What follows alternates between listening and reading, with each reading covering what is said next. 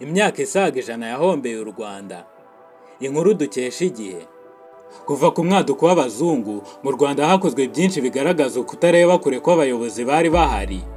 Bashyize imbere politike y'amacakubiri, urwango n'ubwicanyi, byatumye igihugu kibamo jenoside yakorewe abatutsi mu 1994, igahitana abarenga miliyoni. Mu 1985 nibwo Abadage bageze mu Rwanda bayobowe na Gustav Adolf von Gotzen. Ndetse abanyamateka bavuga ko u Rwanda rushobora kuba ari cyo gihugu cya nyuma abakoloni binjiyemo muri Afurika. Abadage bageze mu Rwanda bibanze cyane ku bikorwa byabo, bashyigikira umwami Musinga wari uruyoboye muri icyo gihe. Nta kidasanzwe bari gupfa n'Abanyarwanda kuko bari bari kumwe n'umwami wabo, kugeza ubwo intambara ya mbere y'isi itangiye umwami akajya kuyirwana. Mu 1900 kandi abapadiri bera binjiye mu Rwanda, batangira kwigisha iyobokamana n'ubumenyi bundi ku Banyarwanda, ariko hakinjiramo ingingo z'ivangura zishingiye ku turere n'amoko. Musenyeri Leopold Classe na André Perode bayoboye Kiliziya Gatolika kuva igeze mu gihugu, bigishije muri seminare nto ya Mutagatifu Leo i Kabgayi na seminare nkuru ya Nyakibanda, ariko amateka yerekana ko bari baramunzwe n'amacakubiri. Muri Kamena 1916, intambara ya mbere y'isi yose iri kugera ku musozo, Abadage bari bayobowe na Kapiteni Wintgen Tembasi bakuyemo akabo karenge bahunga Ababiligi babarutaga ubwinshi, bityo u Rwanda rujya mu biganza by'abakoloni b'Ababiligi. Kuva ubwo umwijima wabudikiye Abanyarwanda. Abakoloni b'Ababiligi baje bafite imitegekere itandukanye kure n'iy'Abadage, kuko bo baje badashaka kumva umwami, ahubwo bategeka Abanyarwanda ibintu byose. Ku butegetsi bwabo bashyigikiwe n'abayobozi b'idini Gatolika bifashishije Abatutsi, babagira abayobozi, maze mu bikorwa by'ubuhinzi bw'icyayi n'ikawa bari baratangije bagamije kujyana umusaruro iwabo, bagategeka umuntu aho agomba gukora, ataharangiza agakubitwa ibiboko. Iyi mirimo yamenyekanye ku izina rya shiku. Iyi mikorere iri mu buryo bw'imitegekere ya mbatanye mbategeke yafashije Ababiligi kumvisha Abahutu ko Abatutsi bamaze imyaka myinshi barabakandamije, bityo bakwiriye kubigaranzura.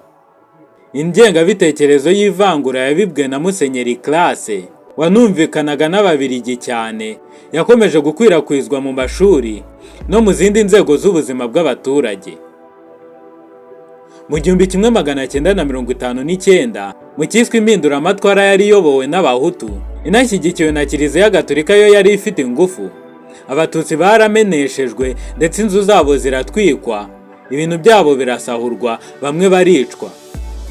Ni inzira yaganishaga ku bwigenge u Rwanda rwabonye mu 1962, ariko mu buryo budasobanutse, kuko ubutegetsi nyubahiriza tegeko bwari bukirimo abakoloni b'Ababiligi.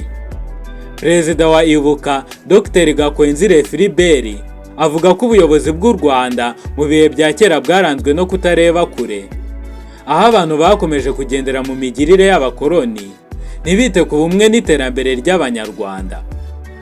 Ati, muzi ko abakoloni bageze mu Rwanda bagombaga gushyiraho amashuri. Ishuri ryari rikomeye cyane mu Kinyarwanda bitaga Indatwa, aho Groupe Scolaire Officielle. Muri iryo shuri abasohokagamo bose babaga bungirije, bagombaga kuba abafasha b'abazungu.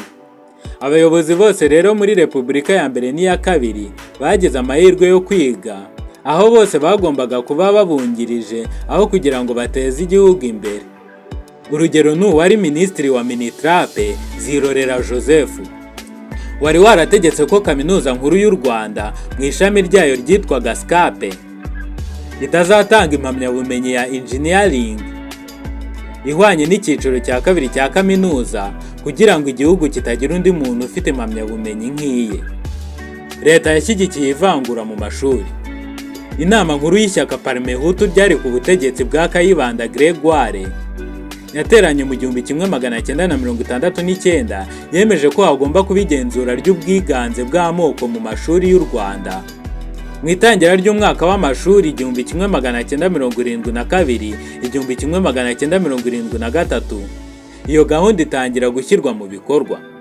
Mu buhamya bwatanzwe na Mugesera Antoine wigaga mu rwunge rw'amashuri rwa Kristo Umwami w'i Nyanza, yavuze ko umuyobozi w'icyo kigo Padiri Shanwane Ernote yandikiye Perezida Kayibanda mu ibaruwa yo kuwa 21 Gashyantare 1973 amubaza impamvu z'igenzura ry'ubwiganze bw'amoko mu bigo by'amashuri yisumbuye n'impamvu y'iyicwa ry'abatutsi b'abanyabwenge.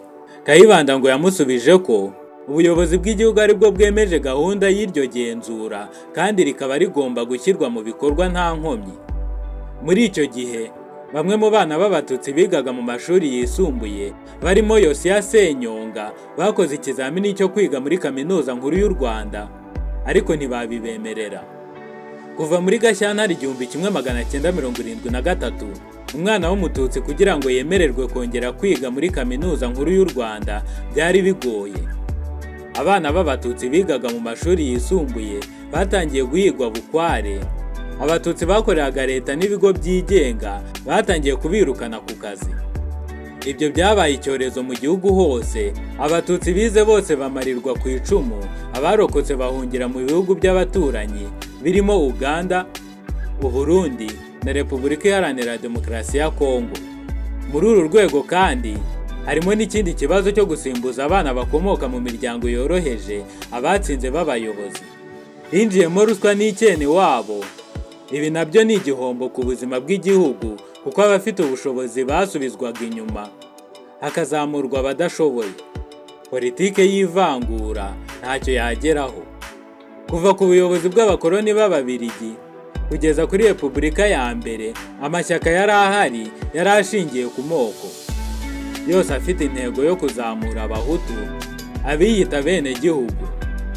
Abanyapolitike babayeho bose uretse abo mu ishyaka rya Inari bari barashyize imbere politike y'ivangura, akarengane n'amacakubiri, ari nabyo byagejeje kuri jenoside yakorewe abatutsi.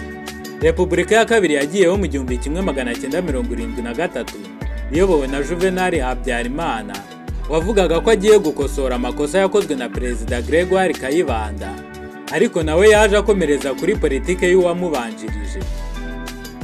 Uretse abanyapolitike 13 n'abandi bake bazwi bibukwa ko bitandukanyije n'umugambi wa jenoside yakorewe abatutsi mu 1994 bakanga akarengane ndetse bagaharanira ukuri, abandi bose bari mu murongo umwe na leta yariho icyo gihe.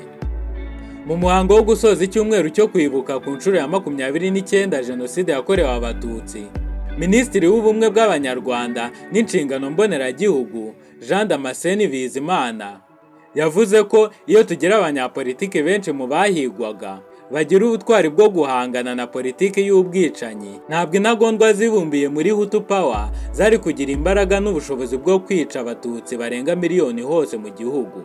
Uretse abatutsi bishwe muri jenoside yakorewe abatutsi mu 1994, hari n'abandi benshi bagiye bicwa mu gihe cy'igeragezwa rya jenoside, ibyabo bigatwikwa cyangwa bigatagaguzwa.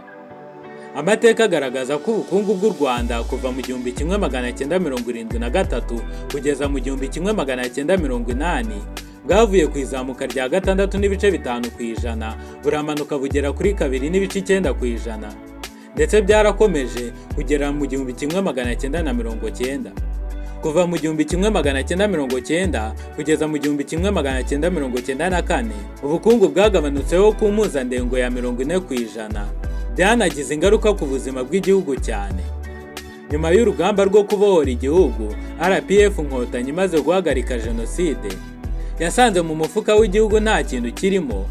Urugendo rutangira ubwo ari uguhera ku busa kugeza ubu u Rwanda rwiyubatse ndetse rugaragaza icyizere cy'iterambere ku ruhando mpuzamahanga. Mwakoze gukurikira iyi video, urasubscribe kugira ngo ujye ubona izindi video nk'izi. Nge Ndishimwe Joseph na channel Lightway, mwakoze dusubira ubutaha.